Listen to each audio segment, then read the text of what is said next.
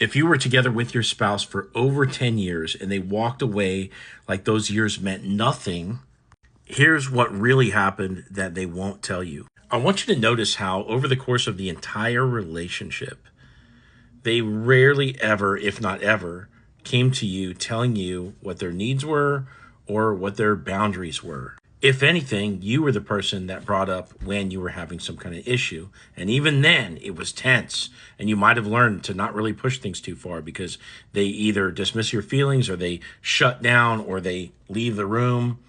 They cannot handle criticism or intense emotions.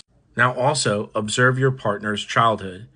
Probably they grew up in a tough love household or one where their parents really weren't around. They were really busy working a lot or something like that. Or it was a childhood of some degree of neglect or emotional neglect. So this is learned behavior in their childhood to survive. Okay.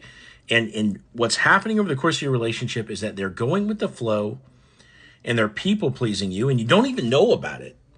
And they do this to the point of becoming unhappy. Now, notice what happens in between them becoming unhappy and then asking to separate or get a divorce.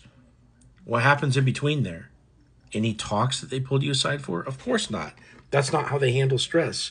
They just tough it out. And therefore, once it gets to the point of they can't deal with it anymore, they just run away. And then you're left wondering, like, what the hell just happened?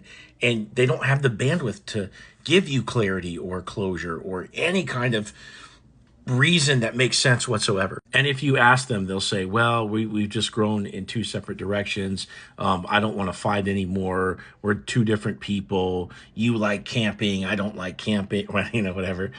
They'll say that they need to find themselves or go work on themselves, or that they love you, but they're not in love with you anymore. All of these are vague generalities. They're not specific itemized reasons. And even if they did give you those, they're little things from the past that they never brought up with you before.